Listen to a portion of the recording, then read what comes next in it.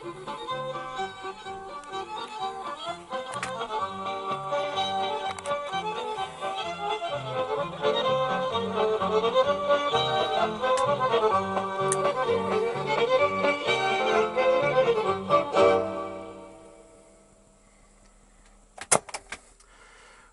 here we have another funny old boombox.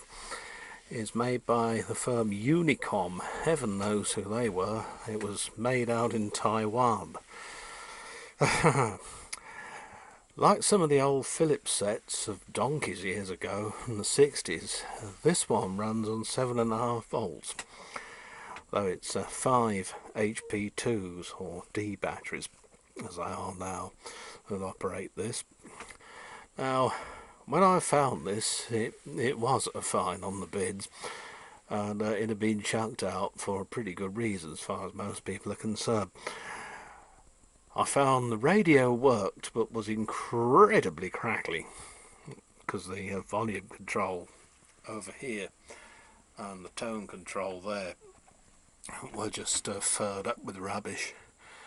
And it's a very nice symmetrical look, this. You've got a knob at each end, and then a microphone at each end too, there you see, and then a switch either side of the central array of keys for the cassette deck. And you can see how old this is. It hasn't got a pause control. Nearly all the boom boxes that I've seen have had a pause control, and they're slap bang in the middle as your balance slider. The usual, well, almost inevitable LED bar graph thing is used to indicate signal strength when receiving radio, and although this only says FM medium wave, but it does do long wave too. The piece of alley trib has come away, and all I've done is to stick a piece of black craft card on there just to make it look right. The band selector gives the game away, and see for yourself there. Long wave, medium wave, FM.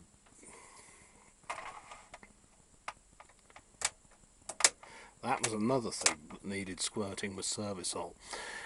But this is quite nicely put together.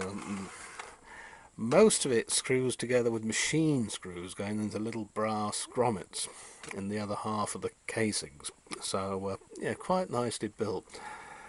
Somebody had put a rubber band inside the tape mechanism. Now, I can never understand people who put rubber bands in cassette mechanisms or anything else like that and expect the damn thing to work.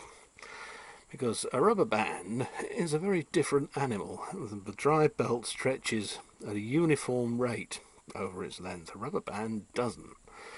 And that's why you get all that wow and flutter, and it just sounds bloody awful. You wouldn't put a rubber band in your car to drive your alternator, would you? So why the hell people put them in cassette decks sometimes, or 8 tracks, or reel-to-reels, I have no idea. Oh dear. The mechanicals in this are actually very, very heavy. It's really high quality heavy gauge metal they've used.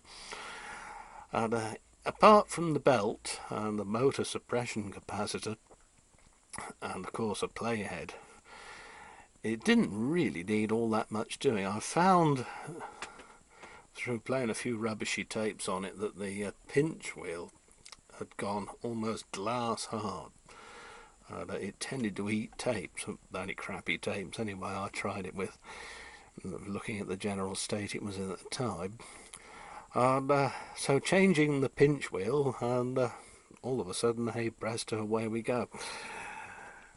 Little hole there is for adjusting the playhead. Won't need to do that, as I've just put a brand new one in it. But it does sound quite good as they go. Couldn't do that before, nothing worked at all.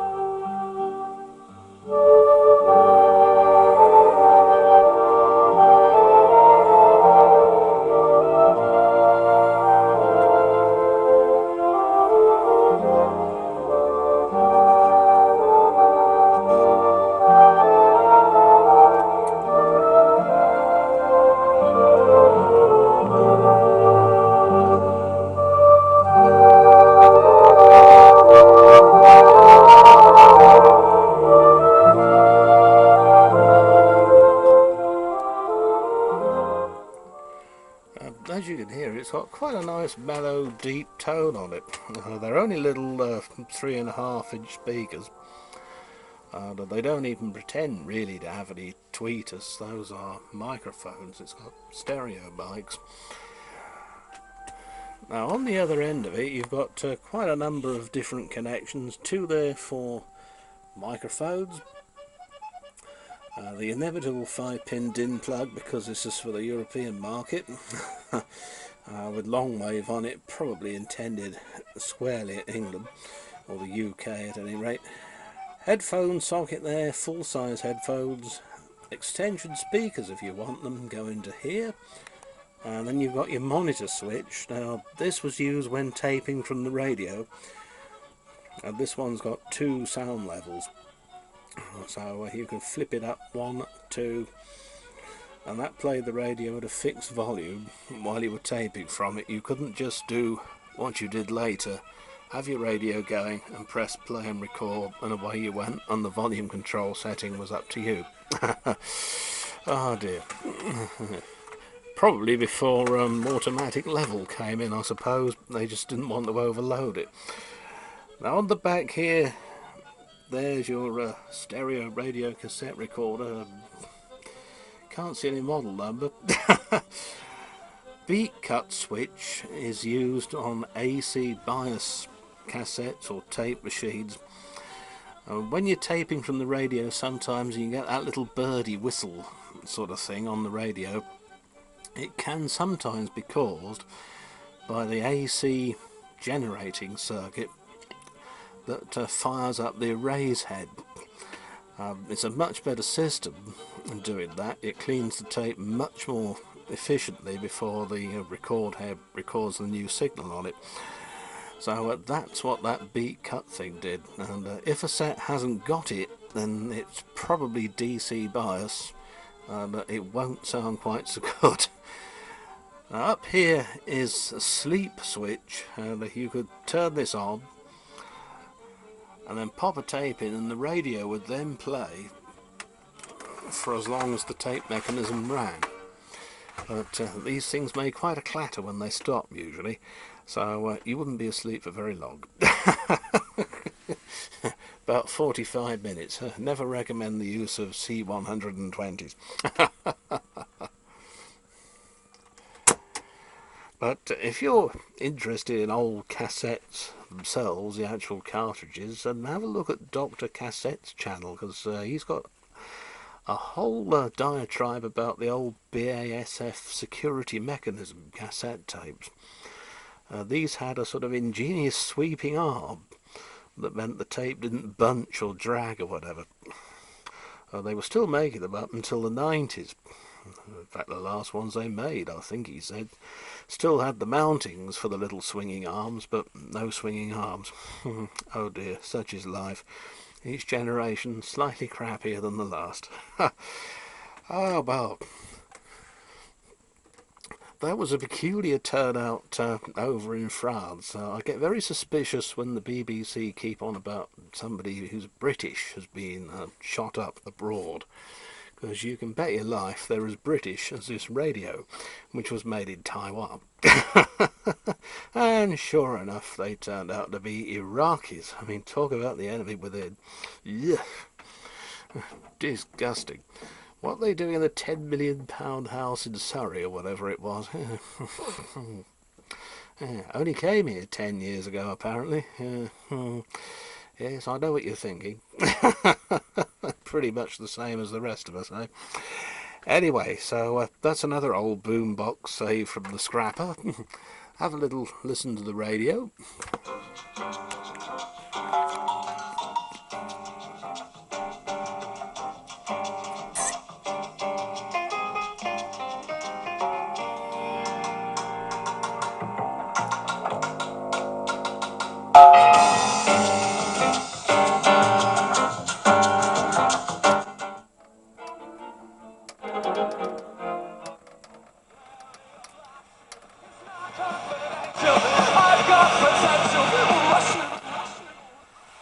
I hope I got protection from that. I am whatever they say I am. Bumping like that is on them things in the stadium. Forget them other if I sound better in the place of them. I killed it. What the bloody hell was that? Is there something wrong with this set? Better bloody not be.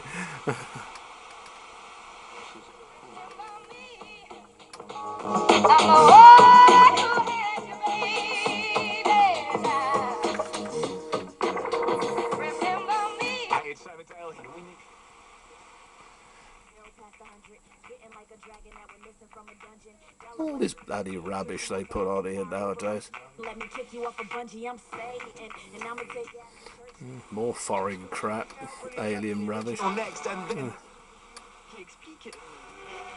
Très forte consultation des internautes sur les sites médicaux parce qu'ils avaient besoin de contacts différents. Ils avaient besoin de Speaking of foreign, there go the French.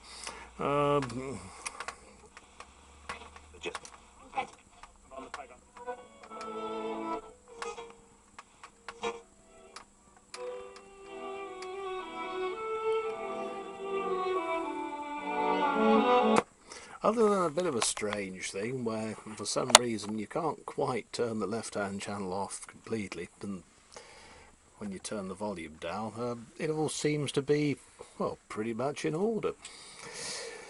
Oh dear. Anyway, so there we are, as I say, another old crock. See you soon.